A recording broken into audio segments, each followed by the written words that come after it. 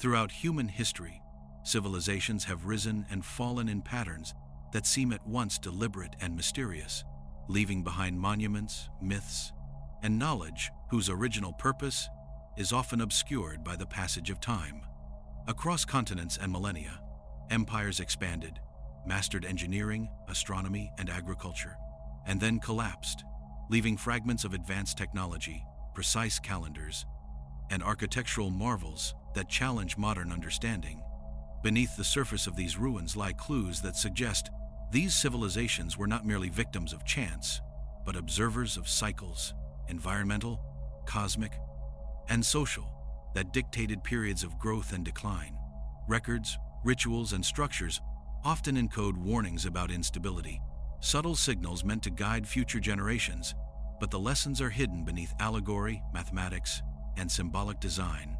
As the world faces unprecedented environmental stress, technological complexity, and social upheaval, it raises an unsettling question.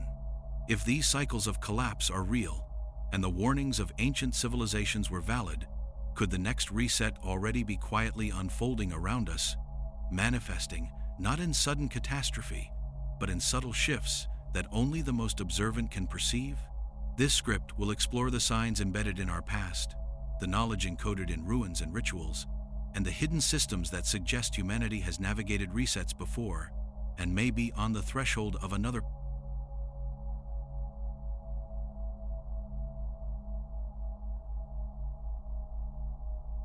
Long before modern timelines divided the past into neat eras of stone, bronze, iron, and industry, there existed a far older idea that history itself does not move forward in a straight line.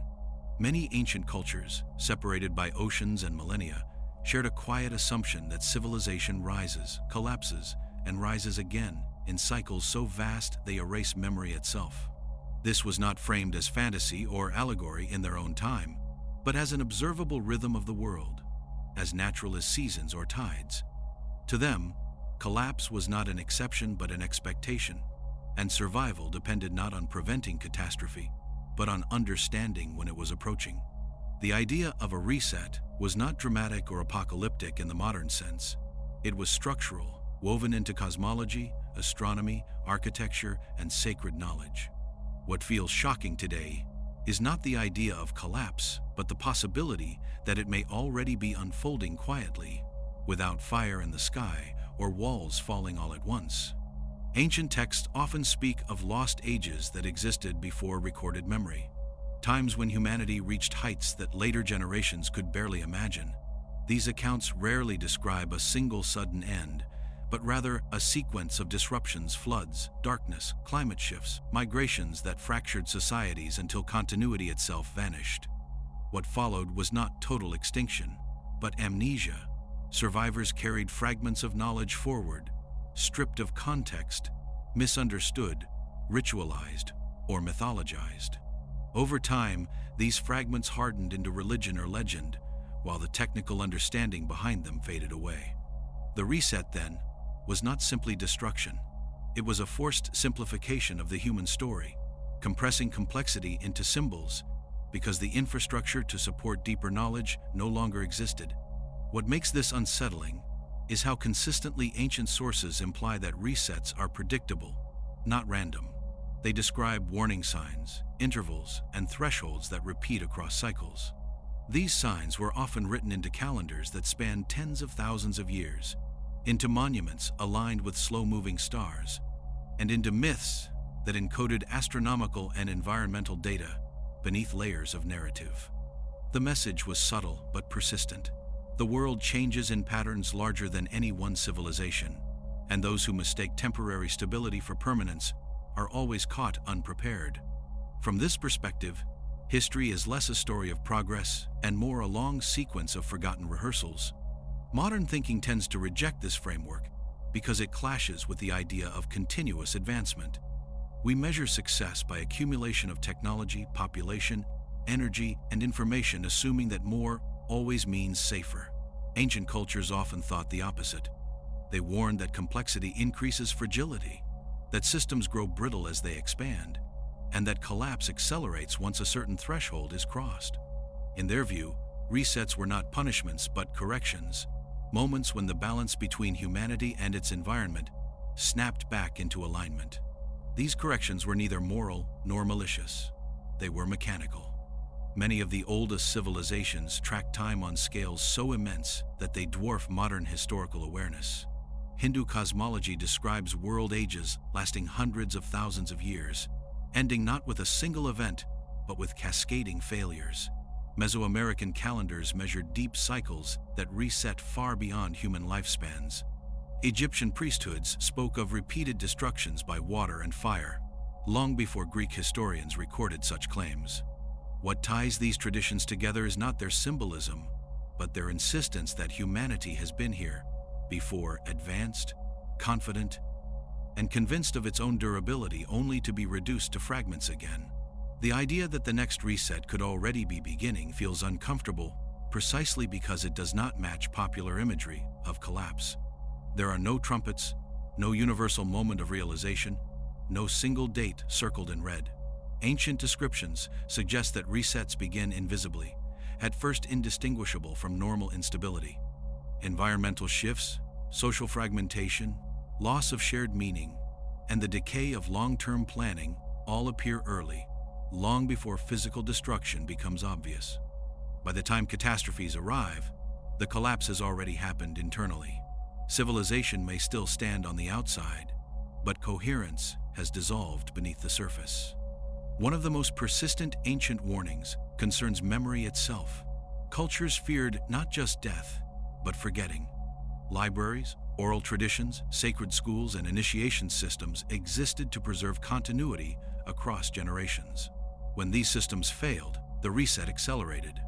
Knowledge without context became superstition, tools without understanding became relics, and stories once meant as instruction turned into entertainment. From this viewpoint, the true beginning of a reset is not disaster, but distraction, the moment when a society loses interest in preserving what actually matters. Ancient signs were rarely presented as explicit countdowns. Instead, they appeared as convergences, astronomical anomalies aligning with social unrest, ecological imbalance paired with moral confusion, technological power outpacing wisdom. These convergences were considered far more dangerous than any single threat. A flood could be survived, a drought endured, a war recovered from. But when multiple systems destabilized at once, collapse became inevitable. Ancient observers did not predict the future with certainty. They recognized patterns that had already played out before. What separates ancient thinking from modern optimism is humility toward time. Ancient cultures assumed they were temporary. They built monuments not just to gods or kings, but to future survivors they believed would come after the fall. Some structures seem intentionally designed to endure misuse, burial, and reinterpretation, as if their builders expected their purpose to be forgotten and rediscovered incorrectly. These were not acts of arrogance, but of resignation. The builders understood that no warning is ever fully understood by those who need it most. If the next reset is already beginning, it would not announce itself as something new. It would feel familiar, repetitive, even boring at first. Ancient signs suggest that the most dangerous phase is the one where everything still appears functional, when collapse is framed as temporary turbulence rather than structural change. The past does not warn us with clarity. It warns us with echoes, and those echoes only become obvious once they are already behind us.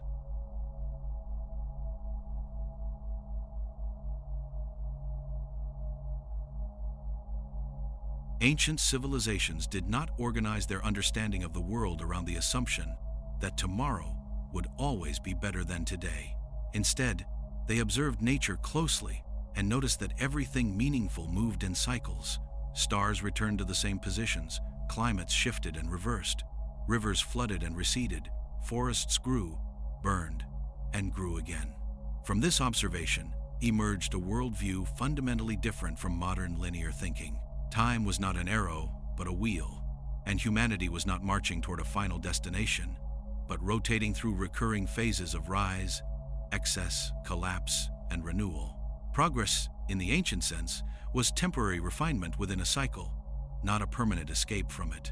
This belief shaped how societies planned, governed, worshipped, and recorded knowledge, embedding an expectation of decline directly into their highest philosophies. Many ancient calendars were designed not to count forward indefinitely, but to return to a beginning point after immense spans of time. This was not symbolic convenience. It was a statement about reality itself. When a calendar resets, it implies that what came before will come again in altered form. The Maya long count, Hindu yugas, and other deep time systems were not obsessed with endings, but with repetition.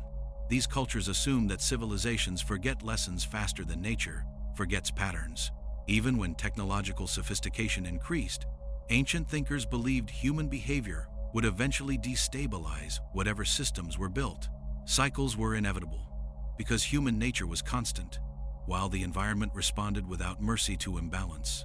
Progress-based thinking, by contrast, assumes accumulation without consequence. Ancient cultures rarely embraced this illusion. They believed that every advancement carried a cost, often delayed and invisible at first. Increased agricultural output could lead to soil exhaustion, centralized power could invite corruption, and technological mastery could create dependency. These were not abstract moral concerns. They were observed outcomes from earlier cycles remembered through oral history and myth. The fall of a previous age was not a mystery to them, but a reference point. Stories of lost golden ages were not fantasies of perfection, but warnings about overextension. The expectation of cycles also influenced how ancient societies understood collapse itself. Collapse was not framed as failure, but as transition. When systems grew too complex or disconnected from ecological limits, they were expected to break down. What mattered was whether enough knowledge survived to seed the next cycle. This explains why so much ancient effort went into preservation rather than expansion. Sacred texts, stone inscriptions, oral lineages, and ritualized knowledge transmission were all methods of compressing understanding into durable forms that could outlast political structures. The goal was not to prevent the reset, but to make it survivable. Ancient myths often personify cycles as gods who destroy and recreate worlds. But beneath the symbolism lies a pragmatic observation. Renewal requires breakdown. Forest fires clear space for new growth, floods replenish soil, and extinctions reset ecological balance. Humans were seen as participants in this process, not exceptions to it. When civilizations exceeded their environmental or social limits, they triggered corrective forces that restored balance at great cost. From this perspective, the question was never whether collapse would happen, but whether it would be partial or total. This cyclical worldview also shaped attitudes toward power and legacy. Rulers who believed in cycles were less concerned with eternal dominance and more focused on alignment with cosmic order. When leaders forgot this and attempted to freeze history in their favor, myths portray them as catalysts for disaster. Hubris was not merely a moral flaw, it was a structural vulnerability. The belief that one's era was special, final, or exempt from past patterns was considered the clearest sign that decline had already begun. Modern discomfort with cyclical thinking stems from its refusal to flatter human exceptionalism. If cycles are real, then no amount of intelligence, technology, or planning guarantees permanence. Ancient cultures accepted this limitation without despair. They focused on continuity rather than conquest, resilience rather than domination. Even their greatest monuments were often built with the understanding that they would one day be ruins, repurposed or misunderstood by future peoples who would inherit a broken world. Another reason ancient cultures expected cycles was their awareness of astronomical timescales. The slow wobble of Earth's axis, the precession of equinoxes, and long solar and lunar cycles revealed a cosmos that operated on clocks far larger than human lifetimes. Civilizations aligned temples and cities to these movements, marking not just seasons, but ages. When the heavens shifted, cultures expected the world below to change as well. The sky was not decoration, it was a schedule. Over time, linear progress replaced cyclical awareness as writing, bureaucracy, and empires expanded. Written records gave the illusion of continuity, making societies believe they were building permanently upon the past rather than repeating it.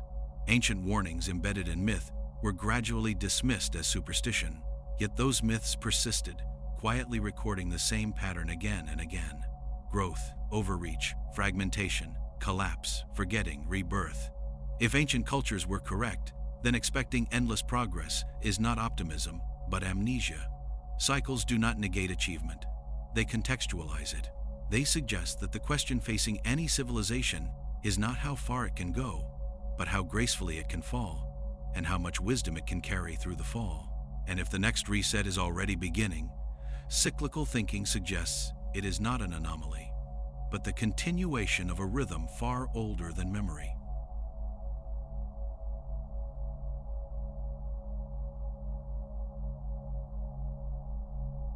Long before instruments, satellites, and mathematical models, the sky served as humanity's earliest and most reliable warning system. Ancient civilizations watched the heavens not out of idle curiosity or spiritual fascination alone, but because the sky revealed changes that unfolded long before they manifested on the ground. Movements of stars, planets, the sun, and the moon were tracked with obsessive precision across generations, producing records that spanned thousands of years.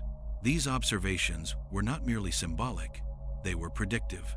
The sky was treated as a slow-moving clock whose shifts corresponded to environmental, social, and civilizational transformations. When patterns in the heavens changed, ancient observers expected upheaval below. Astronomy and astrology were once inseparable disciplines because the distinction between physical events and their earthly consequences had not yet been severed. Ancient skywatchers noticed that certain alignments repeated during periods of instability, famine, migration, or collapse. These correlations were encoded into myth and ritual, preserving data in narrative form so it could survive even when technical language was lost. Planetary cycles were associated with generational change, while larger stellar movements marked transitions between world ages. The sky was not thought to cause collapse directly, but to signal broader cycles in which collapse became more likely.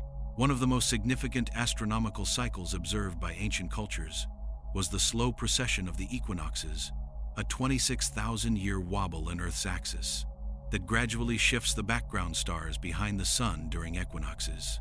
This movement was subtle, requiring centuries of careful observation to detect, yet ancient civilizations identified it long before modern science officially recognized it. Many myths describing the age of the lion, age of the bull, or age of the ram appear to correspond to precessional ages.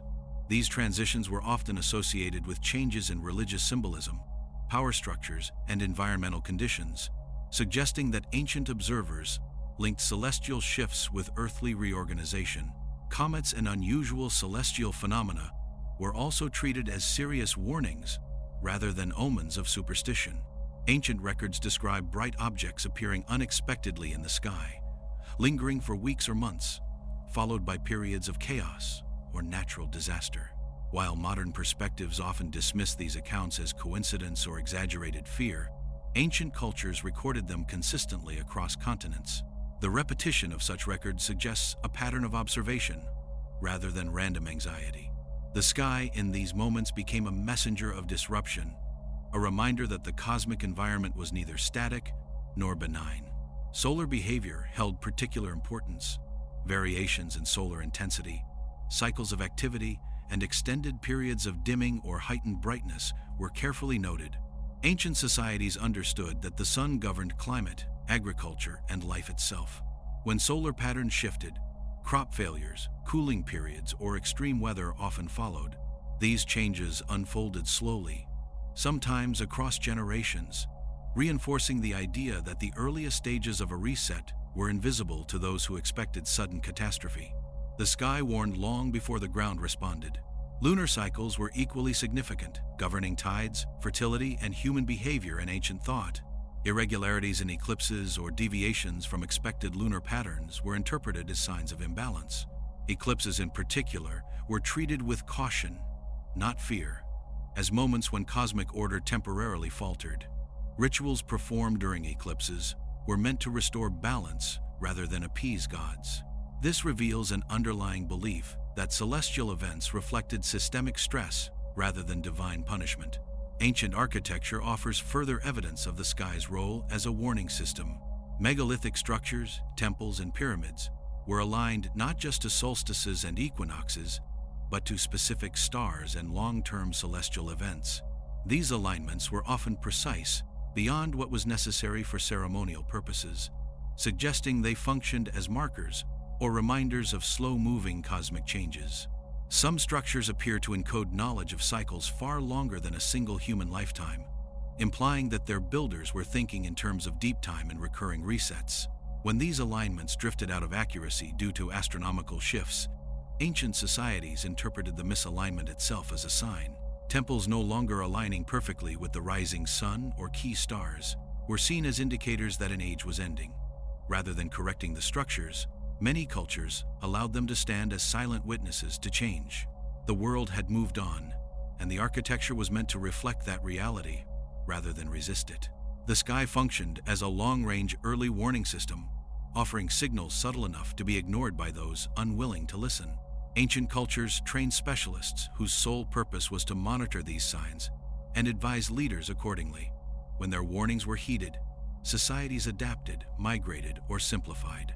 When ignored, collapse accelerated. The danger was never that the signs were hidden, but that they were too slow, too abstract, and too inconvenient to command immediate attention. If the next reset is already beginning, ancient precedent suggests that its earliest signs would appear above us, not around us. Gradual shifts in celestial patterns, solar behavior, and long-term cycles would quietly align, setting conditions that unfold over decades rather than days. The sky would not shout, it would whisper, just as it always has.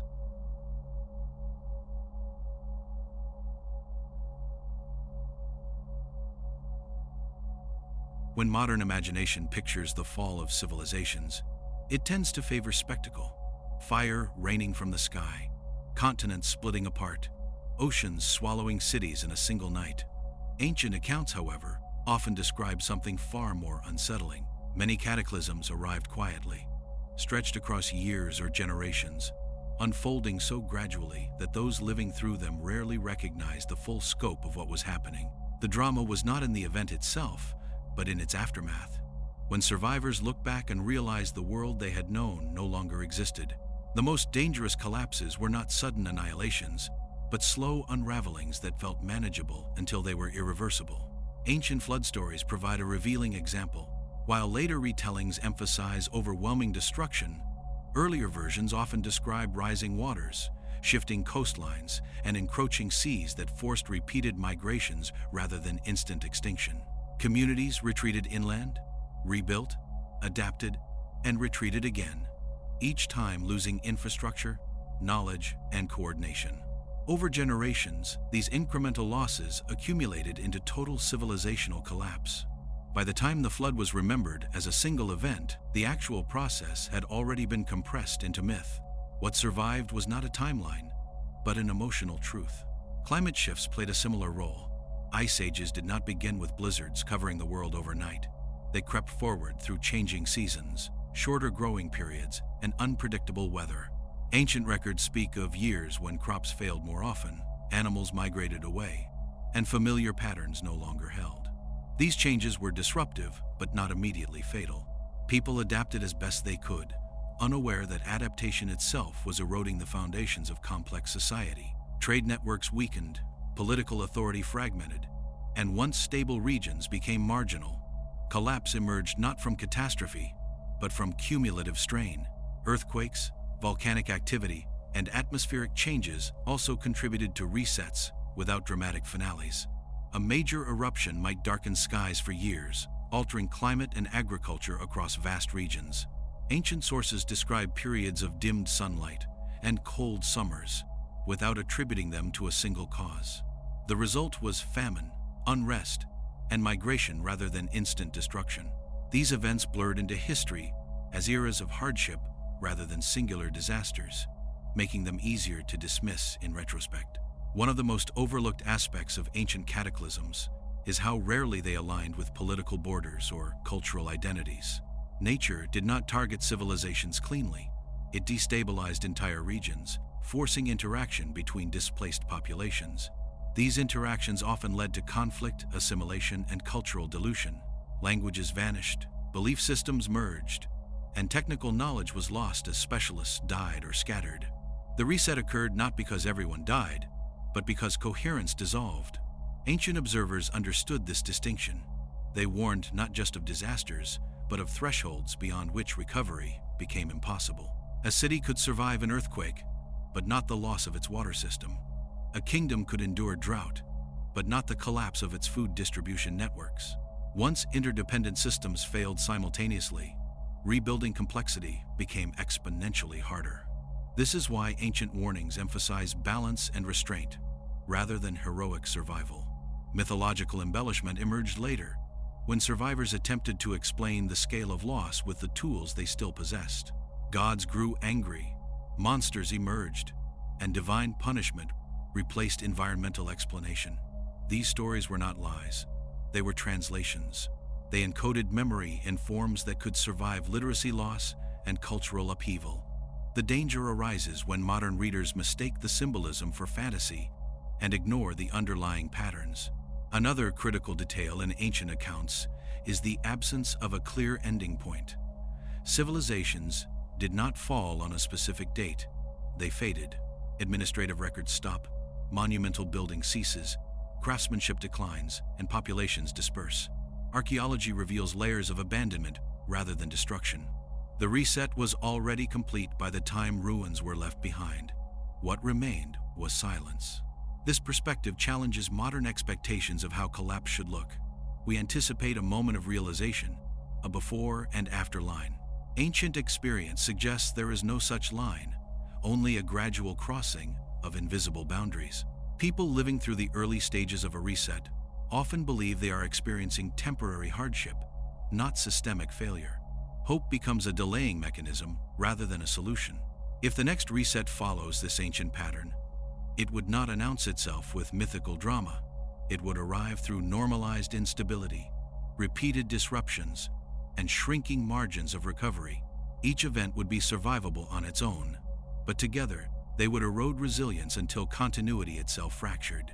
The danger would not lie in catastrophe, but in familiarity.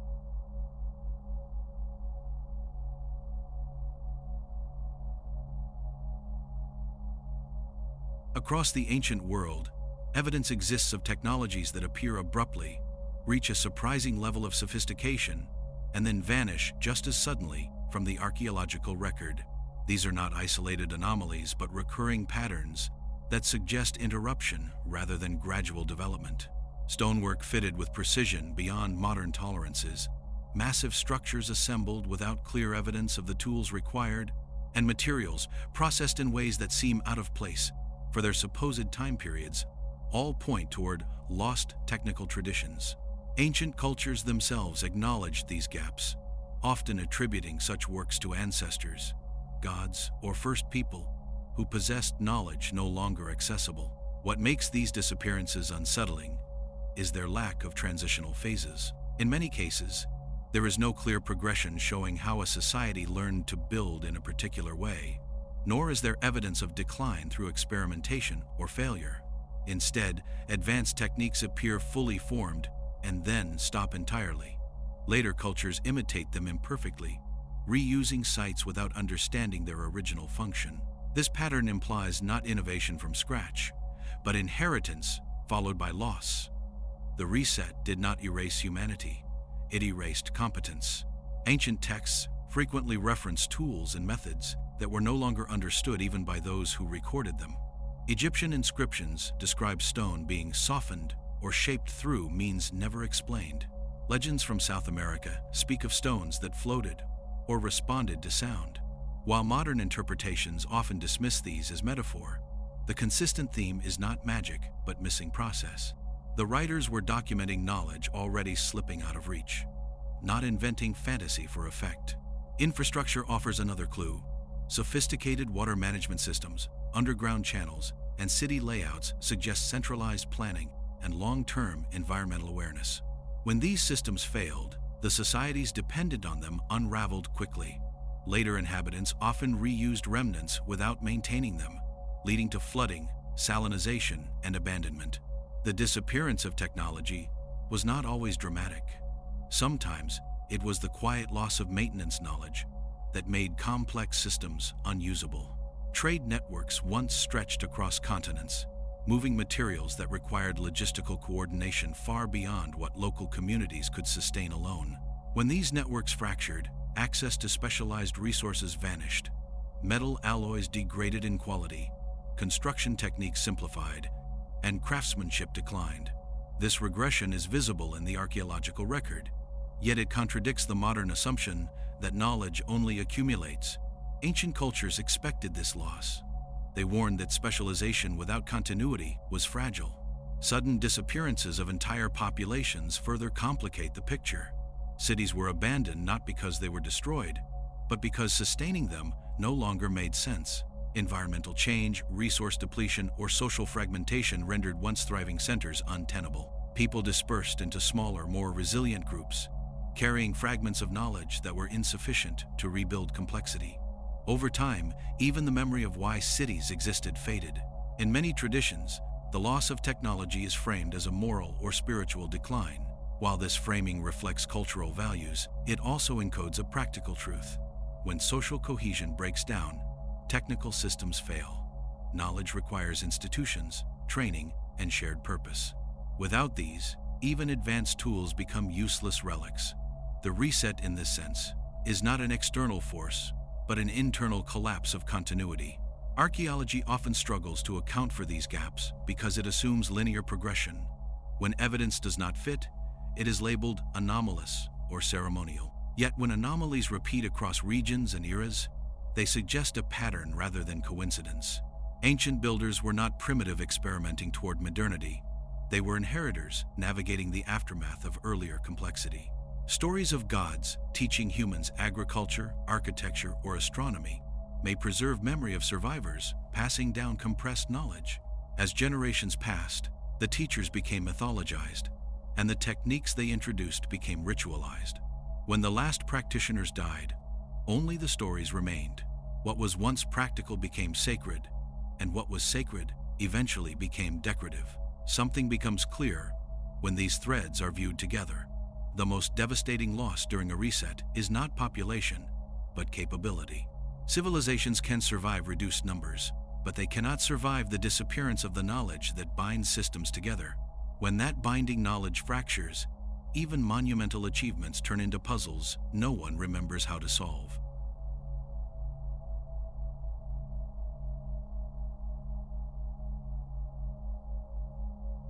Across the ancient world, sacred architecture rises with a kind of deliberate defiance against time, as if its builders were not merely constructing places of worship, but embedding messages meant to survive their own disappearance. These structures were not designed for comfort, convenience, or even beauty alone.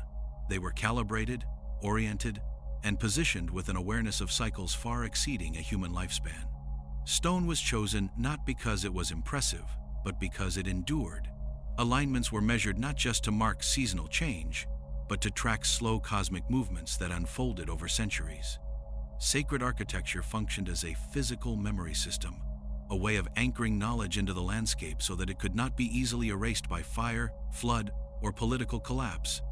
Many ancient sites align precisely with solstices and equinoxes, but this surface-level observation only hints at their deeper purpose. Beneath these obvious alignments lie subtler relationships with star risings, planetary paths, and precessional drift, movements so gradual that recognizing them requires observations passed down across generations. When these alignments were first established, they locked a structure into a specific moment within a much larger cycle. As centuries passed and the sky slowly shifted, the structure began to fall out of alignment, not due to error, but by design. The misalignment itself became the signal that an age was ending and another was approaching. Rather than updating or correcting these monuments, many ancient cultures allowed them to drift into symbolic obsolescence. The stone remained fixed while the sky moved on, transforming the structure into a silent indicator of time's passage. In this way, sacred architecture became a kind of countdown device, not counting toward a single cataclysm, but marking humanity's position within repeating phases of stability and collapse. When the alignment no longer held, it suggested that the conditions under which the structure was conceived no longer applied. The scale and durability of these sites imply a worldview that accepted collapse as inevitable. Builders invested enormous labor into structures they knew would outlast their society, suggesting that their message was intended for people they would never meet. This was not optimism about permanence, but acceptance of impermanence. The monument was not a declaration of eternal dominance, but a gesture of continuity, a way to speak across resets when language, culture, and institutions would fail. Symbolism carved into sacred architecture reinforces this interpretation. Spirals, serpents, wheels, ladders, and repeated motifs of descent and ascent appear across civilizations separated by vast distances. These symbols communicate motion, return, and transformation rather than linear progress.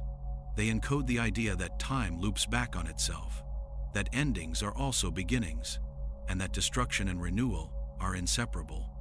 Even when myths faded and priesthoods disappeared, these symbols remained readable at an intuitive level. In some ancient traditions, sacred sites were deliberately abandoned when signs indicated a transition between ages. Rituals ceased, access was restricted, and the knowledge associated with the site was withdrawn. This was not due to conquest or decay, but recognition that the structure had fulfilled its role. Continuing to use it would have meant denying the reality of change. Collapse in this context was acknowledged rather than resisted, and the architecture stood as a marker of that acknowledgement. Later, civilizations often reused these sites without understanding their original temporal function. Temples were built atop older foundations, altars were repurposed, and alignments were inherited accidentally rather than intentionally.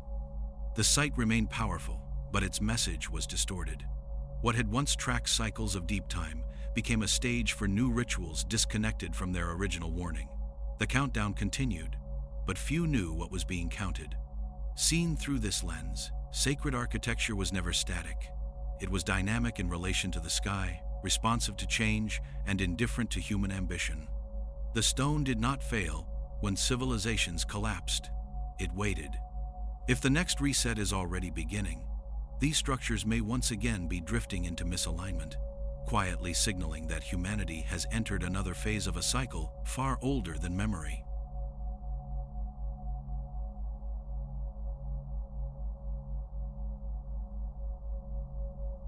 Ancient civilizations treated numbers as something far more serious than tools for counting or trade. Numbers were seen as structural forces, expressions of order that governed both the cosmos and human existence. To understand numbers was to understand timing, balance, and inevitability. This belief shaped how calendars were built, how monuments were measured, and how rituals were scheduled. Numerical systems were not designed to stretch endlessly into the future, but to loop back on themselves, reflecting the belief that time itself moved in recurring patterns. Where modern systems count forward without reference to origin, ancient systems always remembered where they began, because the beginning was expected to return.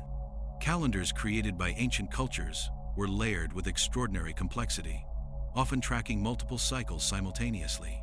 Solar years, lunar months, planetary movements, eclipse cycles, and far longer rhythms were woven together into a single framework.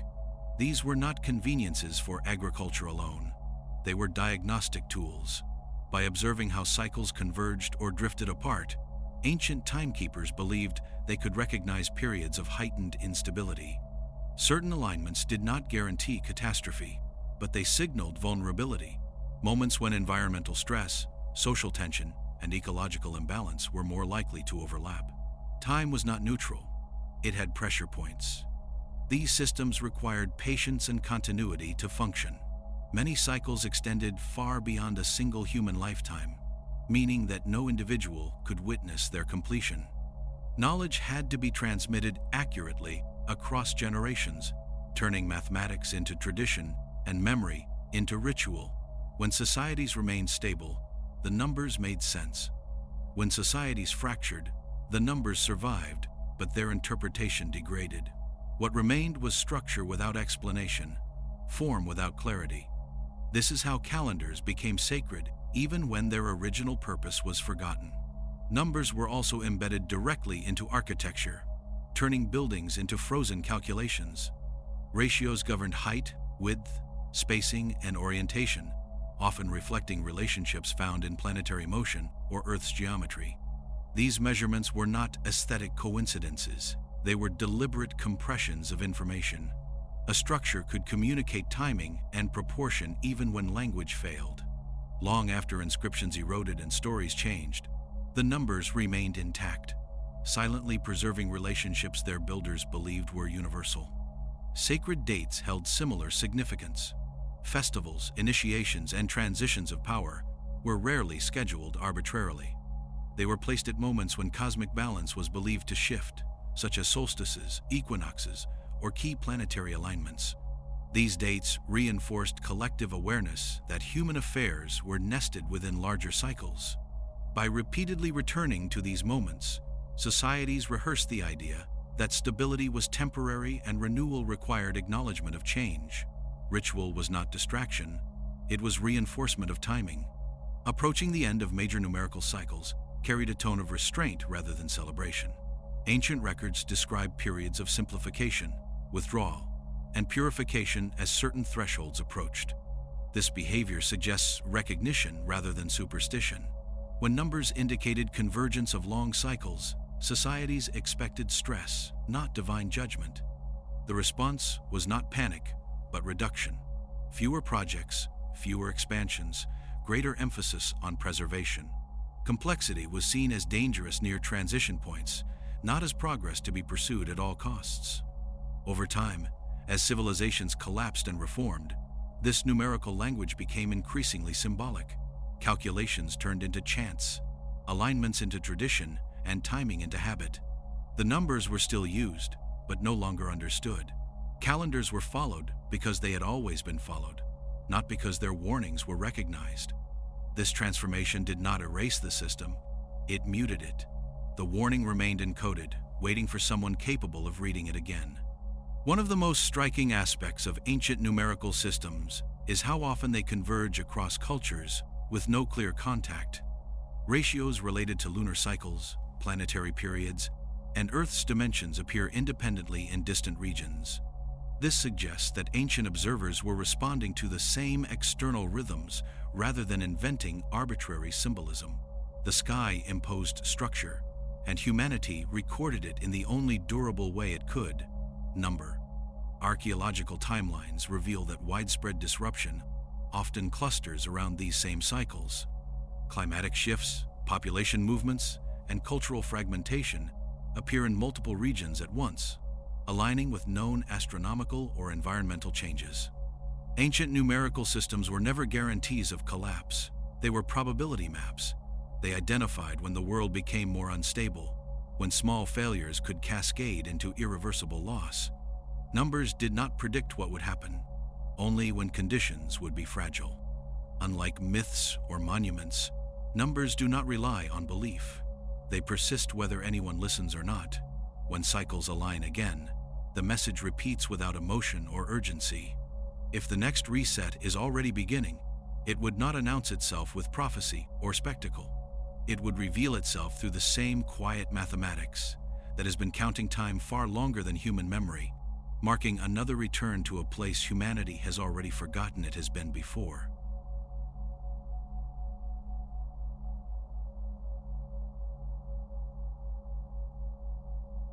Throughout history, certain civilizations appear to have recognized the patterns of collapse and acted not out of fear, but out of strategic foresight, creating systems and practices designed to endure what others could not. These societies understood that survival during a reset was less about resisting catastrophe than about anticipating change and preserving the essence of their knowledge, culture, and infrastructure. In some cases, entire settlements were relocated, food stores and water systems were reinforced, and architectural designs incorporated redundancy and resilience.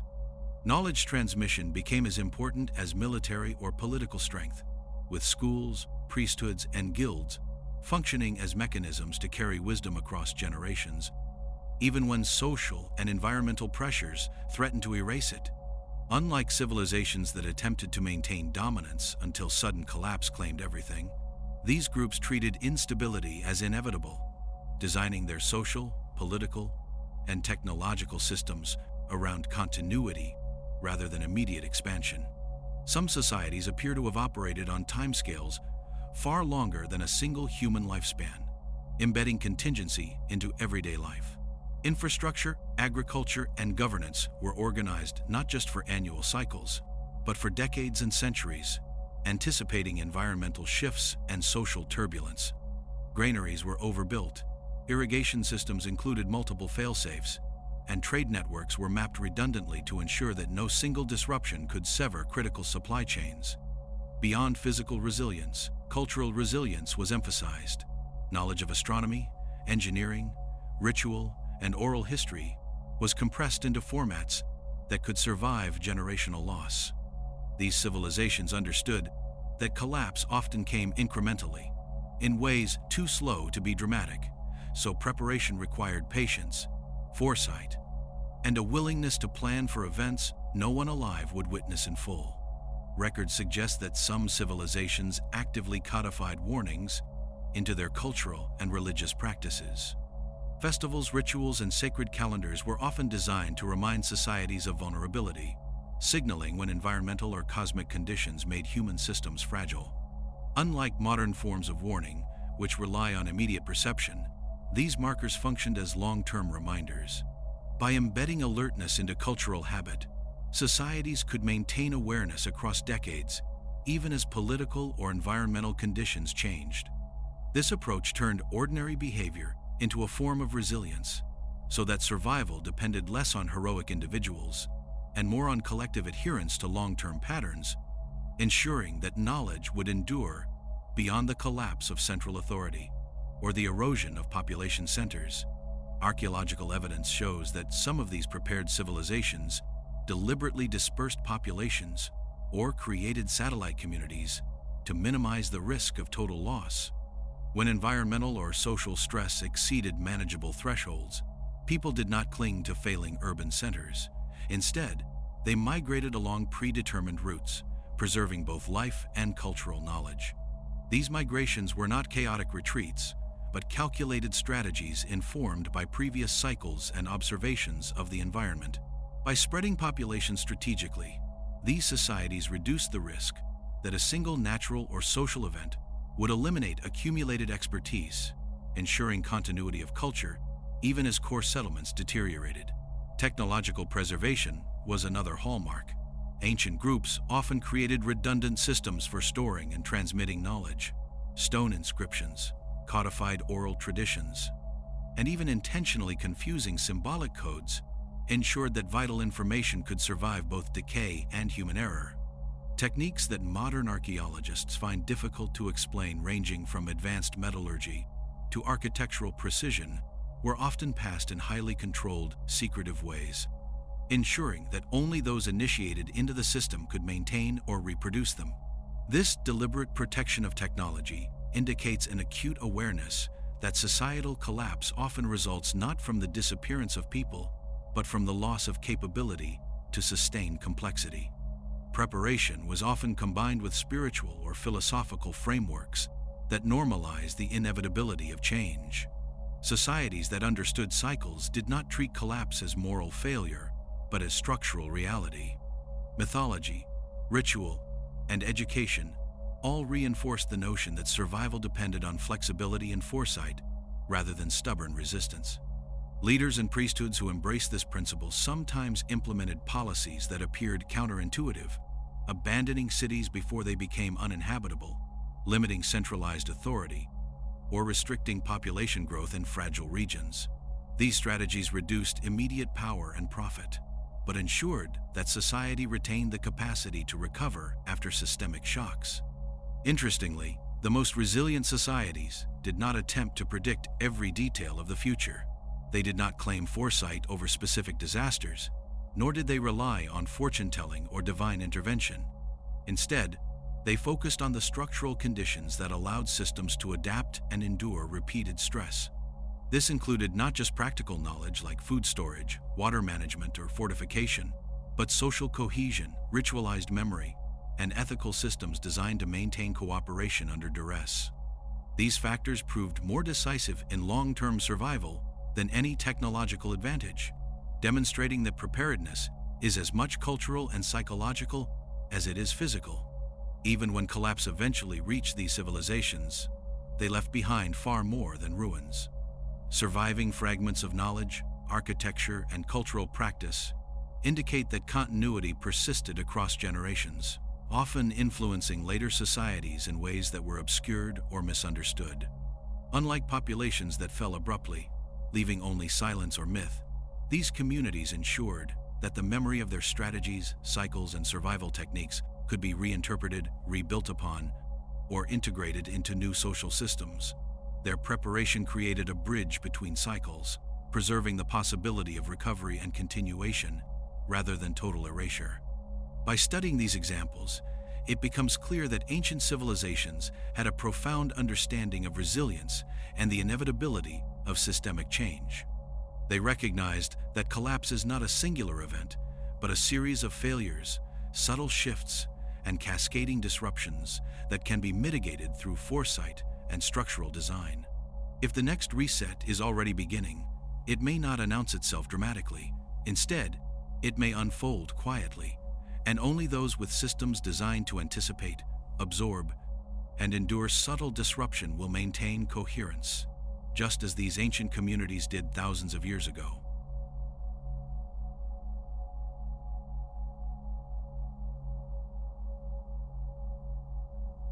After every major collapse in human history, what remains is not simply rubble, ash, or broken monuments, but a profound, lingering silence that spans decades, sometimes centuries, before the next phase of civilization takes shape. This silence is not empty. It is active, containing the weight of lost knowledge, broken institutions, and the slow disappearance of languages, rituals, and practices that once sustained societies. Archaeological records reveal not sudden voids but layers of abandonment, soil slowly reclaiming streets, granaries falling into decay, and temples gradually silenced. The collapse is rarely punctuated by spectacle. It is a quiet dissolving, a fading of coherence and memory that leaves human presence present but disorganized. Survivors inhabit a world that looks intact in parts, yet the connective tissue of society, technical skill, cultural consensus, and institutional knowledge is gone. It is in this silence that the reset truly begins, not with the noise of destruction, but with the absence of understanding. This quiet phase of post-collapse life is deceptively subtle. Daily routines continue. Families farm what they can, markets operate sporadically, and rituals are performed. Yet the foundations that allowed previous civilizations to thrive have been eroded. Knowledge that once seemed universal, how to manage irrigation networks, construct precise stone architecture, or maintain complex governance, is now confined to fragments. Oral histories survive, but their meaning shifts with each retelling, mythologized beyond practical comprehension. Gradually, the civilization that once commanded landscapes, rivers, and skies becomes a patchwork of disconnected communities, each carrying pieces of knowledge too incomplete to reconstruct the whole. The silence is not emptiness. It is a threshold, the moment between collapse and the possibility of rebuilding, when human capacity is diminished and the memory of past sophistication has become almost invisible. What is most striking about this post-collapse silence is its universality. Across continents, from Mesopotamia to the Indus Valley, from the Maya lowlands to the Egyptian Nile, similar patterns emerge. Monumental centers are abandoned. Smaller communities persist in marginal lands. Trade and communication networks fragment, and knowledge becomes localized or secretive. What survives is rarely the same knowledge that was lost, but a transformed, compressed version. Tools, architecture, and rituals are simplified. Complex systems are replaced by rudimentary substitutes. Even when new civilizations emerge in the same regions, they inherit the echoes rather than the substance of what came before. Silence, in this sense, functions as a filter, preserving only what can endure, while the rest, technical mastery, long-term planning, and scientific comprehension, is buried, waiting to be rediscovered or reinterpreted. Silence after collapse also reshapes perception. Survivors and subsequent generations interpret the remnants of the old world through myth, superstition, or incomplete understanding. Temples and pyramids are reinterpreted as sacred spaces without context. Tools and machinery are seen as magical or ritual objects, and records become allegory rather than instruction. Knowledge survives, but stripped of functionality. What was once practical becomes symbolic, and what was once precise becomes narrative. This reinterpretation is not accidental. It is a structural necessity of human memory under stress. When societies collapse, humans preserve stories and symbols rather than raw technical detail, ensuring survival of essence even when exact processes are lost. Environmental conditions often reinforce the silence. Flooding, soil depletion, drought, and seismic disruption transform once thriving regions into marginal landscapes. Survivors are forced to relocate, abandoning infrastructure and leaving behind what they cannot carry. Over generations, new soil accumulates, rivers shift course, and former urban centers become indistinguishable from the surrounding terrain. Archaeology shows layers of gradual decay rather than sudden destruction, suggesting that nature participates in the erasure, accelerating the quiet disappearance of civilization's accomplishments. Silence is therefore both human and environmental, a coalescence of forgetting and entropy. Political and social collapse compounds the quiet. Central authority fragments, local power structures emerge or vanish, and coordination over large territories becomes impossible. Administrative knowledge, taxation systems, law codes, and logistics vanish with bureaucrats and literate elites. Populations retain only what is immediately useful for survival. Large-scale planning disappears, and cities become clusters of improvisation rather than hubs of engineered functionality. In this way, collapse propagates silently. Once networks of organization fail, the ability to rebuild complexity diminishes exponentially, leaving only scattered fragments of civilization to navigate the new world. Religious and ritualistic practices offer further insight into the silence after collapse. Surviving rituals often become localized, stripped of the cosmological or temporal knowledge that once underpinned them. Ceremonies that once reflected long cycles, astronomical observations, or societal regulation devolve into performative acts without practical consequence. Sacred knowledge persists, but its interpretive framework decays. Ancient inscriptions, once precise in instruction and measurement, are eventually treated as symbolic decoration, hinting at their former function, but concealing the technical understanding embedded within them. Silence, therefore, is as much about lost comprehension as lost infrastructure. Even communication networks participate in the quiet. Trade, correspondence, and scholarly exchange shrink dramatically. Roads, ports, and harbors are abandoned or fall into disrepair. Without regular interaction, knowledge that could have spread or been preserved stagnates. Isolated groups carry fragments that cannot be integrated into a coherent system, further amplifying the sense of emptiness. Over time, isolated survival becomes the norm, and the global or regional coherence of civilization collapses into scattered nodes of memory, producing a landscape dominated by absence as much as presence. Perhaps the most haunting aspect of post-collapse silence is its invisibility to those living within it. To the survivors, life continues. People farm, trade, and worship, believing the world persists normally.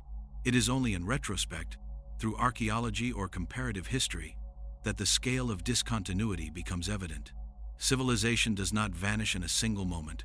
It dissolves over decades and generations, leaving humanity unaware of the depth of the reset already underway. The silence is not empty.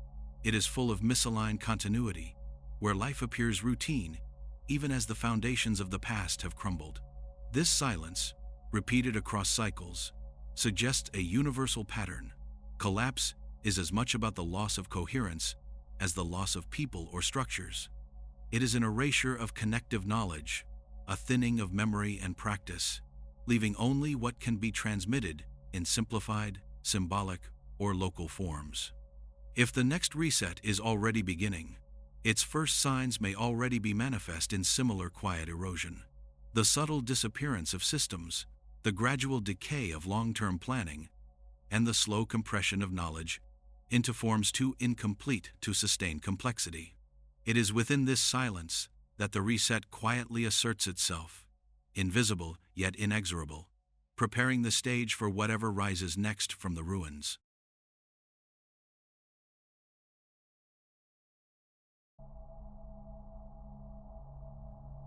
When we examine the archaeological and historical record, one of the most striking revelations is the recurrence of very similar patterns across civilizations separated by continents, oceans, and millennia.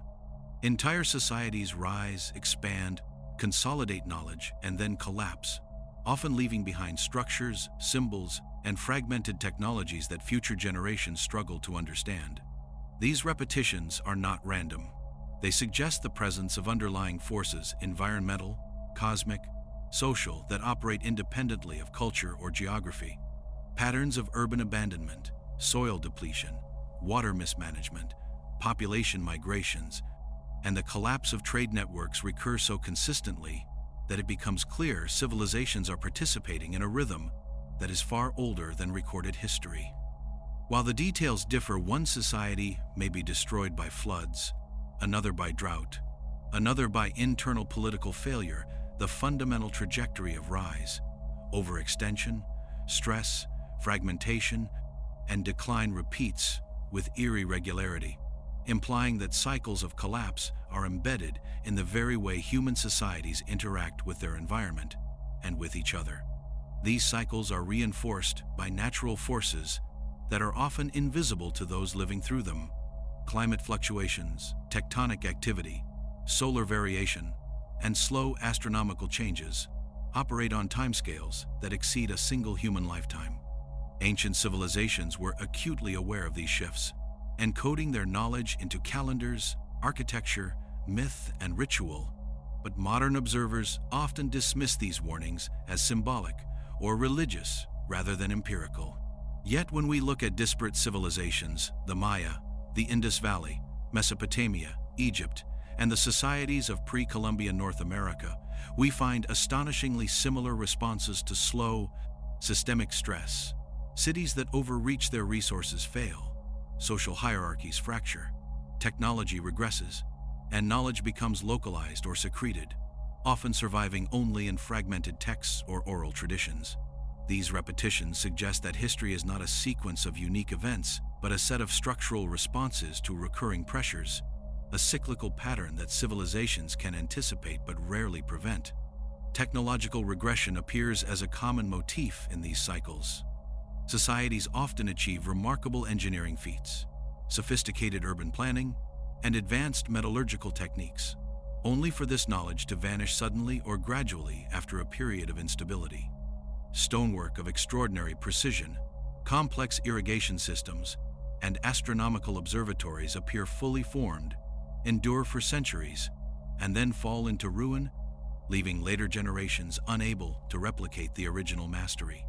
This phenomenon is observed across cultures, suggesting that the loss of technology is less a matter of intelligence and more a consequence of social and environmental fragility. Skills that require coordinated institutions and interdependent knowledge are fragile. When institutions falter, the technical capacity that depends on them collapses. The result is that collapse is not always marked by sudden destruction, but by a silent erosion of capability, leaving ruins that hint at knowledge humanity has forgotten how to wield. Trade networks illustrate this principle further. Civilizations that develop extensive regional or intercontinental exchange systems often rely on fragile logistical and administrative infrastructures. When environmental change or political instability interrupts these networks, the collapse of supply chains has cascading consequences. Materials that were once readily available, metals, stone, rare woods, and food staples disappear, crippling both everyday life and the ability to maintain advanced technologies. The sudden absence of these resources destabilizes economies, undermines social cohesion, and accelerates migration. The process is gradual yet inevitable. What appears as a minor inconvenience can, over decades, erode the coherence of an entire civilization, leaving fragmented communities surviving on rudimentary resources, isolated knowledge, and oral memory. Environmental feedback loops amplify these cycles in ways ancient observers recognized but could not fully control. Deforestation, soil depletion, salinization, and overgrazing create vulnerabilities that manifest slowly, weakening agricultural output and destabilizing settlements. Changes in climate, whether gradual cooling, extended drought, or erratic rainfall, further strain human systems. When these pressures intersect with social, political, or economic stress, collapse becomes not just probable, but almost inevitable. Ancient texts often encoded these warnings in symbolic or ritualistic language. Droughts and floods were framed as divine warnings, but the underlying truth was systemic. Civilizations that understood the signs acted preemptively. Those that did not faced gradual but unstoppable decline. Social fragmentation is a critical component of these repeating patterns. Centralized authority, which allows societies to coordinate complex projects, inevitably becomes a vulnerability in times of stress. When rulers lose legitimacy, bureaucracies crumble, and elites are eliminated or displaced, social cohesion dissolves. Knowledge and expertise that were previously organized into institutions become scattered and localized. Communities attempt to survive independently, leading to cultural divergence, simplification of technology, and loss of systemic understanding. The repeating pattern is clear. Centralized complexity grows, then becomes its own undoing, producing the silence and fragmentation that archaeologists consistently uncover. Ritual, religion, and mythology also reflect these cycles. Ceremonial practices encode observations of cosmic and environmental patterns, serving as long-term warning systems that persist beyond written records. The recurrence of similar myths, flood stories, and celestial lore across disparate civilizations points to a collective memory of collapse. Temples aligned to celestial phenomena, symbolic numerology, and ritualized festivals all functioned as instruments for survival, signaling the timing of high-risk periods or transitions between ages. In this sense, myths are not merely stories. They are compressed instructions, a language designed to endure even when civilizations fail. Even after collapse, these patterns persist. Successive civilizations emerge in regions previously devastated, often rebuilding over abandoned cities, adopting simplified forms of the knowledge left behind, and repeating cycles of overreach. Archaeological layers show that what appears to be innovation is often a reconstruction of lost sophistication, a piecemeal recovery of a system that once operated with far greater coherence. Patterns of rise, overextension, collapse, and partial recovery repeat so consistently that scholars have begun to refer to them as a civilizational rhythm, suggesting that humanity is trapped in cycles that can be anticipated but rarely avoided. If the next reset is already beginning, these patterns are not theoretical. They are observable in real time. Modern societies are displaying familiar stress points: environmental degradation, overextension of resources, economic and political instability, and technological dependence on fragile networks. The repetition of history suggests that we are not immune to the forces that shape the rise and fall of ancient civilizations. Recognizing the recurrence of these patterns may not prevent collapse, but it could provide insight into how the early stages of a reset manifest, visible not in sudden catastrophe, but in the quiet, cumulative erosion of systems, knowledge, and stability, the same patterns repeated across millennia.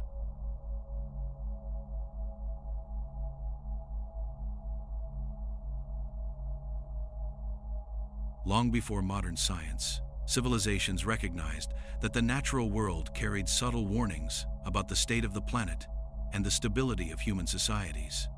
Extreme weather events, irregular animal migrations, changes OC, shifts in river patterns were all recorded and interpreted as signs of systemic imbalance. Unlike sudden catastrophes, these signals were gradual and required careful observation over years or decades. Ancient people understood that survival depended on noticing trends rather than isolated events. The warning was not always dramatic, but cumulative. A decade of shorter growing seasons, the repeated disappearance of fish in key rivers, or the early blooming of sacred trees indicated a shift in conditions that could undermine food production, settlement stability, and social cohesion. The natural world, in this sense, functioned as a living archive, constantly feeding information about impending instability, and those who ignored it often paid the highest price. Astronomical phenomena amplified these terrestrial warnings. Civilizations meticulously recorded the movements of the sun, moon, planets, and stars, not as mere decoration or astrology, but as indicators of larger temporal and environmental cycles. Precession, eclipses, comet appearances, and long-term shifts in planetary positions were noted with extraordinary care. Ancient observers understood that these celestial rhythms correlated with events on Earth, from climate variations to social upheaval. Temples, pyramids, and megalithic observatories were often aligned to mark these precise celestial moments, ensuring that succeeding generations could interpret patterns even if the original knowledge was partially lost. A comet streaking across the sky might be recorded as a harbinger of famine or flood, not because it was a supernatural omen, but because it coincided with slow but measurable disruptions in climate or geomagnetic activity. In addition to celestial and environmental signals, ancient civilizations paid attention to anomalies in animal behavior. Mass migrations, unusual reproductive cycles, or sudden disappearances of species were meticulously observed and sometimes ritualized. These events were understood to presage instability in ecosystems upon which humans depended. Birds avoiding nesting areas, fish failing to spawn, or predators encroaching into human settlements often preceded periods of scarcity or social unrest. Knowledge of these patterns was transmitted orally or encoded in myth, allowing societies to anticipate stress before it fully materialized. These warnings were subtle and easily overlooked, but for those trained to see them, they represented the earliest markers of a reset already underway. Geological and hydrological indicators also played a critical role. Shifts in river courses, sedimentation patterns, and soil fertility were closely monitored. Ancient engineers incorporated long-term environmental changes into the construction of irrigation systems, canals, and reservoirs, often building redundancy into their designs. When these systems began to fail despite careful maintenance, the signs were unmistakable: diminished crop yields, salinization of fields, or the collapse of urban centers. Observers of these failures recognized them as systemic, not isolated, indicating broader ecological instability. What we see today in abandoned ancient cities is often the culmination of decades or centuries of ignored warnings recorded by these early monitors of nature.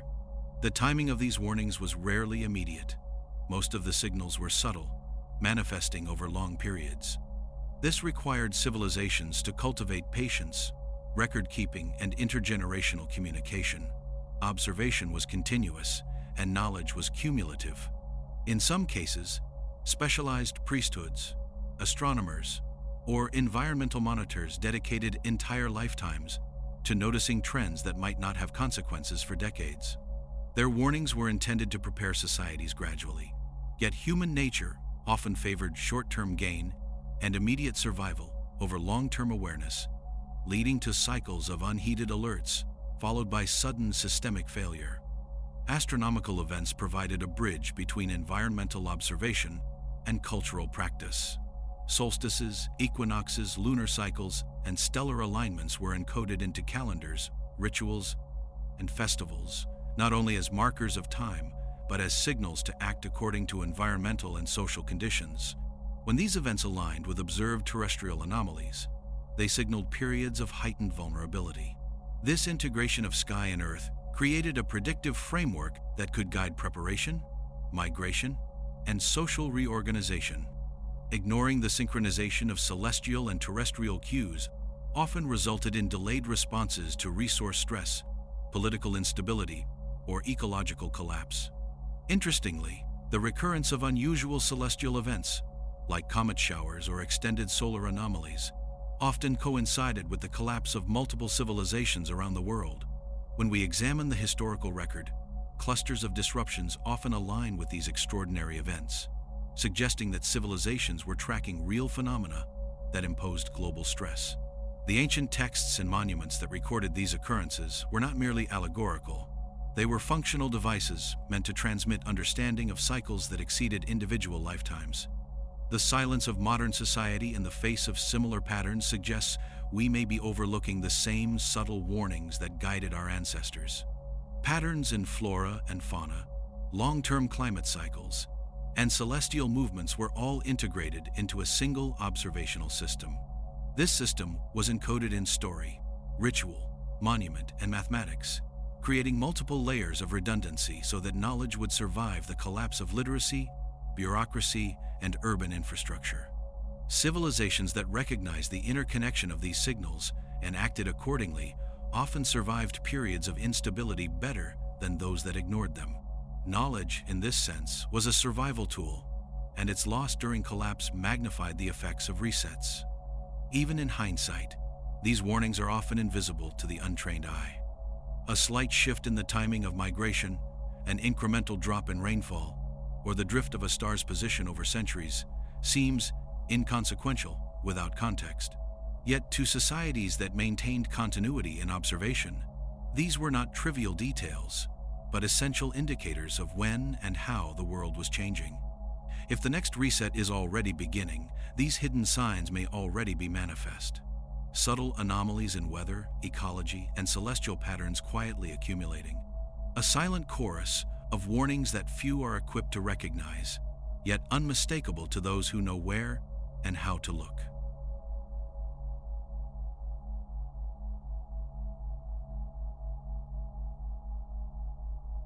Despite millennia of observation, record-keeping, and encoded warning systems, humanity consistently struggles to recognize the signs of impending resets until it is too late.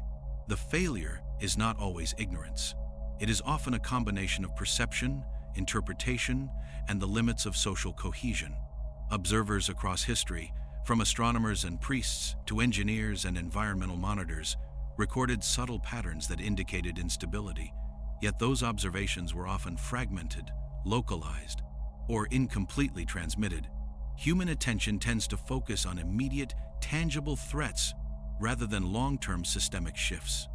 Crop failure in a single season feels urgent, but a pattern of declining fertility over decades is far more difficult to perceive, especially when human lifespans rarely span a full cycle. By the time the cumulative signals are obvious, entire infrastructures, political, economic, and technological, may already be beyond repair. Cognitive bias amplifies this failure. Societies and individuals within them are predisposed to normalize deviations from the expected. A flood, a drought, or a migration of animals might initially seem anomalous, but if it repeats only intermittently, communities often interpret it as coincidence rather than systemic warning. This normalization delays adaptive responses, allowing minor stresses to accumulate into catastrophic collapse. Historical records are filled with examples of societies responding to short-term crises while ignoring the long-term cycles encoded in their own calendars, rituals, and monuments. Observations that should have informed survival strategies instead became symbolic decoration or ritual form, losing their practical value. The fragmentation of knowledge during crises compounds the problem. When institutions collapse, literacy diminishes, and transmission of complex technical understanding is disrupted. Innovations that required collective effort, such as water management, architectural precision, or astronomical calculation, often vanish because they were never widely democratized.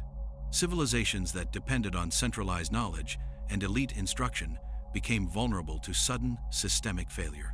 Even when individuals understood the risks, the collapse of coordinating institutions prevented society-wide responses.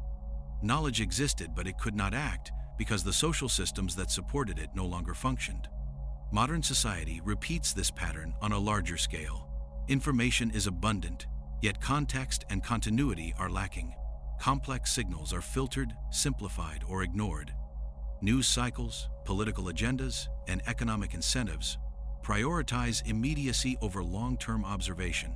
Patterns that unfold over decades: climate trends, ecological stress, geopolitical shifts are overlooked in favor of short-term gain or spectacle. Ancient civilizations, though less technologically advanced, often had mechanisms to integrate subtle signals across generations. Today, we have tools to measure every variable, but the systemic framework to interpret cumulative patterns is weak or fragmented. Cultural storytelling plays a dual role in both preserving and obscuring warnings. Mythology, religious ritual, and symbolic architecture encoded knowledge about cycles of collapse, environmental stress, and cosmic alignment. Yet as societies evolved, these encodings often lost their explanatory power, leaving only allegory and ritual performance. Stories that once served as early warning systems became decorative or moralized, stripped of their operational meaning. Subsequent generations inherited the form without the function, observing the monuments or retelling the tales without understanding the conditions that made them vital. The message remained, but the comprehension was gone. Economic and political structures also obscure signs. Systems designed for growth, accumulation, and short-term optimization often mask slow degradation. Markets absorb shocks temporarily, technologies extend resource use beyond sustainable limits, and centralized authority creates the illusion of stability. While these structures may prolong perceived normalcy, they often amplify eventual collapse because systemic stress accumulates invisibly. Ancient civilizations that recognized this would deliberately limit expansion, regulate resource use, and plan redundancies. Societies that ignored it, believing technology and governance could indefinitely compensate for natural or social limits, invariably found themselves unprepared when cycles of instability reached critical thresholds. Psychological resistance is another factor. Humans are wired to avoid uncomfortable truths, especially when recognizing them threatens identity, prosperity, or belief systems. Ancient observers noted environmental and celestial warnings, but social and political pressures often suppressed action. Leaders feared panic, communities resisted change, and knowledge was ignored or misinterpreted. History shows a consistent tension between awareness and action. Those who saw the signs often had little power to influence the collective trajectory. Awareness alone did not prevent collapse. Action had to be coordinated, systemic, and sustained, a level of organization that often vanished precisely when it was most needed. Communication across generations presents yet another challenge. Many warnings are encoded in ways that assume continuity, monuments that track precession, calendars that span centuries, or rituals that rely on unbroken oral tradition. When social upheaval, migration, or collapse interrupts this continuity, the warnings are lost or misread. Knowledge that survived in fragments became symbolic, and over time, societies forgot the practical information embedded in their own culture. The reset is not always sudden, but its inevitability is reinforced by humanity's repeated failure to maintain coherent transmission of insight across generations. The failure to see the signs is systemic, not individual. It is woven into the human experience. We perceive the immediate more easily than the slow. We value action over observation, and we struggle to maintain collective memory over multiple generations. Yet ancient civilizations encoded warnings everywhere, in stone, number, ritual, and story. They anticipated our struggles and attempted to preserve knowledge across collapse, leaving clues that we may still be able to interpret. If the next reset is already beginning, our failure to recognize these early signals may not be due to lack of intelligence or data, but because the patterns of oversight, distraction, and cognitive bias are themselves a recurring part of human cycles. Recognition requires humility, patience, and the willingness to read the slow language of the world, a skill that civilizations before us practiced as a matter of survival.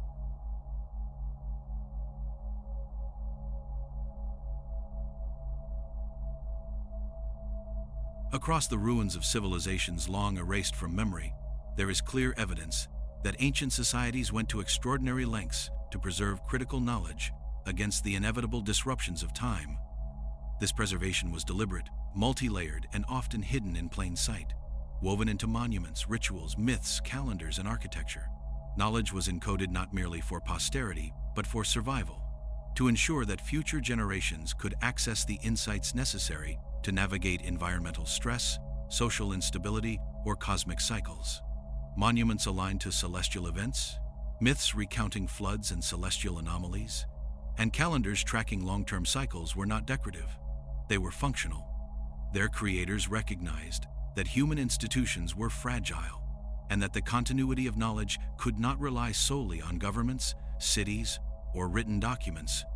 Encoded knowledge was a safeguard, a bridge spanning cycles of collapse, offering a way for survivors to reorient themselves in a world that had been reset. Encoding took multiple forms, each leveraging a different mode of durability. Mathematics, geometry, and astronomical ratios were integrated directly into the layout of cities, temples, and ceremonial grounds. Pyramids, ziggurats, and megalithic structures often served as three-dimensional manuscripts, containing precise alignments to stars, solstices, and precessional cycles. These physical encodings could survive the collapse of written language, social institutions, or political power. Similarly, myths and oral traditions carried layers of information disguised as narrative. Flood myths, tales of great migrations, and cosmic allegories often encoded environmental data, timing cues, or instructions for maintaining societal stability. They functioned as both warning and guidance, ensuring that lessons were passed on even when civilizations fragmented. Calendrical systems exemplify this strategy of encoded knowledge. The Mayan long count, the Egyptian Sothic cycle, and Mesopotamian intercalary calendars were not designed merely to mark days or seasons. They were predictive tools capable of tracking environmental and astronomical cycles over centuries. The precise scheduling of festivals, agricultural work, and religious rites encoded awareness of systemic vulnerability, signaling when societies were most at risk of collapse. Yet, when social continuity faltered, the operational knowledge of these systems was often lost, leaving later generations with symbolic rituals whose original intent to anticipate instability and guide survival was obscured. Ritual practice itself acted as a living archive. Many ceremonies, chants, and dances appear opaque to modern observers, but they were often mnemonic devices designed to transmit technical, environmental, or calendrical knowledge. Through repetition and communal participation, critical information was embedded in the cultural memory, surviving even when literacy or formal instruction disappeared. These ritualized systems allowed societies to maintain awareness of complex cycles, agricultural, celestial, or social, without relying on fragile infrastructure or written texts. In essence, culture itself became a medium of long-term preservation. Secrecy further enhanced the resilience of knowledge. Specialized guilds, priesthoods, and craft families controlled access to technical skills, ensuring that key practices were preserved even in times of turmoil. Knowledge of construction, metallurgy, astronomical calculation, and environmental management was often encoded in symbolic, allegorical, or initiatory forms. This approach allowed information to endure beyond the lifetime of any individual, while preventing its misuse by those unprepared to understand its full implications. When social structures fractured, this secrecy could both preserve and obscure knowledge, leaving future civilizations with enigmatic fragments to decipher. These encoded warnings often carried dual messages: practical instruction and narrative pattern. Myths of floods, droughts, celestial anomalies, and migrations served as guides to recognizing repeating environmental and societal cycles. Monuments, aligned to the movement of stars or the sun, functioned as long-term observatories and markers of timing, providing a spatial and temporal framework that reinforced oral and symbolic instructions. Even when civilizations collapsed, these redundancies ensured that critical insights about patterns of instability were not entirely erased, allowing fragments to persist as a form of delayed instruction for those capable of decoding them. Ancient inscriptions often combined multiple layers of encoding, blending numeric, symbolic, astronomical, and architectural data into single records. A temple wall, a carved stela, or a ceremonial artifact might simultaneously record a celestial cycle, a numerical ratio, and a ritualized instruction, forming a multi-dimensional communication system. These records were intentionally designed to survive the inevitable disintegration of social structures, and could often be interpreted only by combining disciplines: mathematics, astronomy, architecture, and anthropology. Partial destruction rarely erased their utility entirely. The redundancy built into these systems ensured that enough information survived to reconstruct patterns if one knew where and how to look. The repetition of encoded knowledge across distant civilizations suggests a shared understanding of human vulnerability and cyclical history. From Egypt to Mesopotamia, Mesoamerica to the Andean highlands, Societies recognized that survival required planning across generations, embedding knowledge in resilient forms capable of withstanding collapse. Despite differences in environment, technology, or language, these civilizations converged on remarkably similar strategies: redundancy, symbolic encoding, integration of environmental and astronomical observation, and ritualized memory. The recurrence of this approach implies that the understanding of cycles and resets was not unique to one culture, but a widespread recognition of a fundamental truth about human existence. Knowledge must survive even when institutions do not. The lessons encoded in these ancient systems remain relevant. If the next reset is already underway, humanity's survival may depend on our ability to decode and apply what these civilizations left behind. The inscriptions, monuments, rituals, and myths were designed to outlast individual lifetimes, carrying knowledge across centuries. They are not merely relics. They are instructions, carefully encoded warnings that communicate patterns, cycles, and strategies for endurance. Modern society must look beyond the surface of these symbols, beyond the apparent allegory, to recognize the embedded insights about resilience, adaptation, and anticipation of systemic instability. The wisdom of these civilizations is not lost. It waits for those willing to perceive, interpret, and apply it before the pressures of the next reset make comprehension a matter of survival rather than curiosity.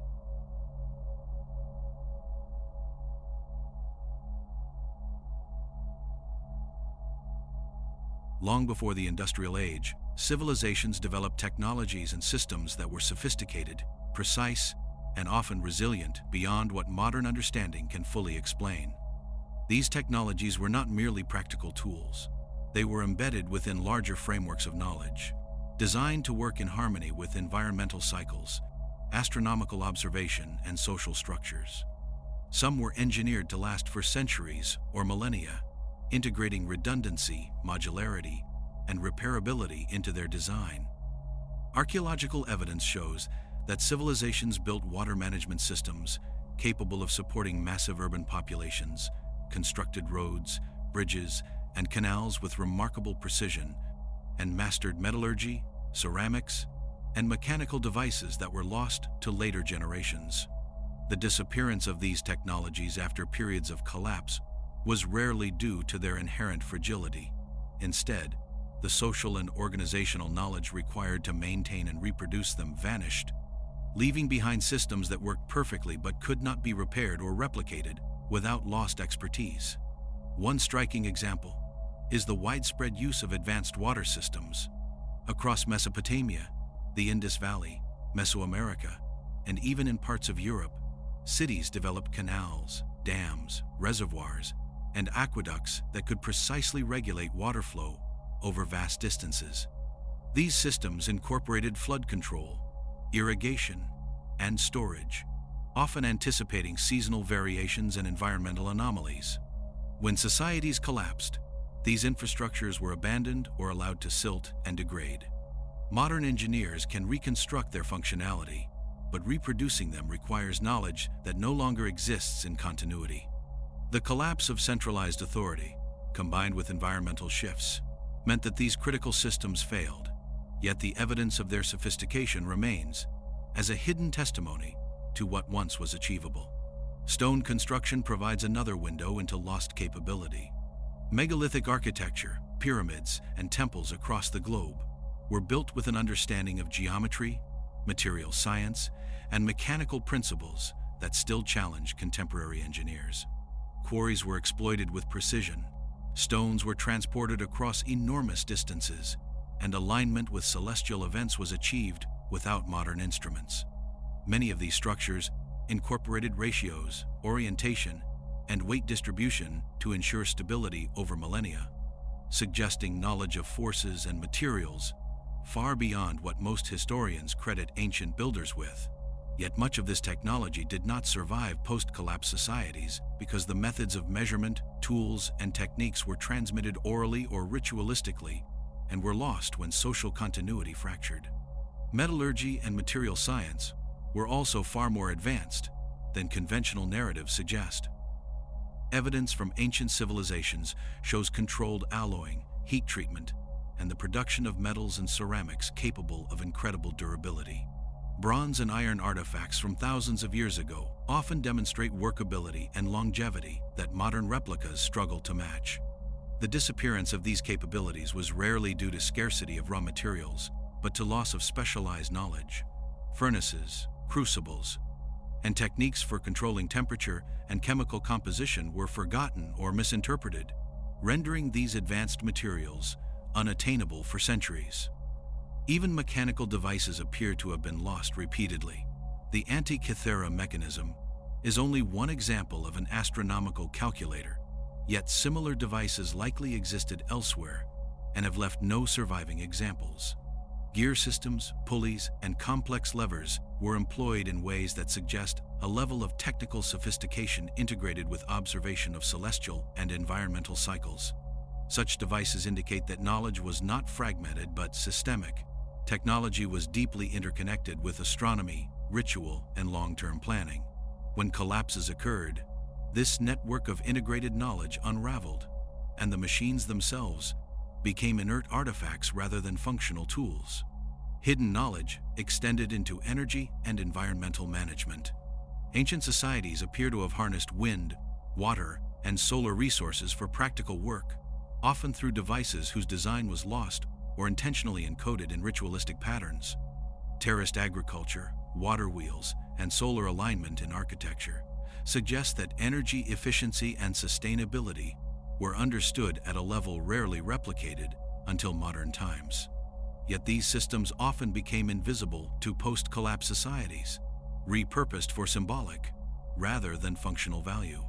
Knowledge of maintenance, construction, and integration with natural cycles vanished, leaving only hints embedded in surviving monuments and texts. The secrecy and specialization of knowledge further contributed to its loss. Skills were often restricted to guilds, priesthoods, or craft families, and initiation rites encoded technical processes in symbolic or ritualized language. This method of transmission ensured that information could survive the collapse of individual lifetimes, but it also made knowledge fragile. If social structures were disrupted, migration occurred, or elites perished, the knowledge became effectively extinct. Monuments and devices survived physically but without context, reducing sophisticated technology to enigmatic artifacts whose purpose could only be speculated upon by future generations.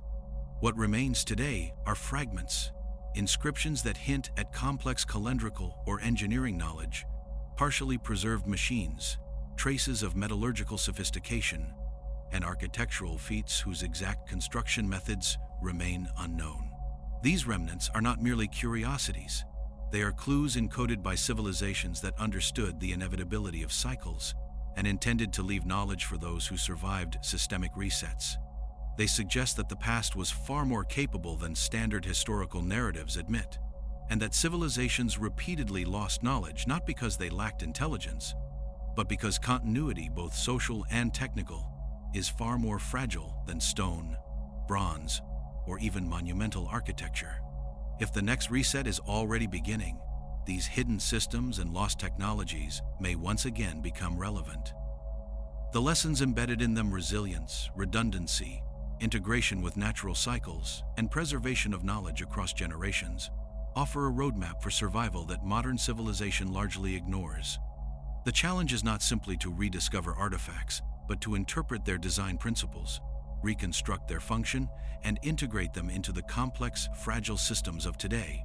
Like the silent monuments of the past, these technologies are waiting, their relevance unnoticed, until the conditions of the next reset demand their understanding and application.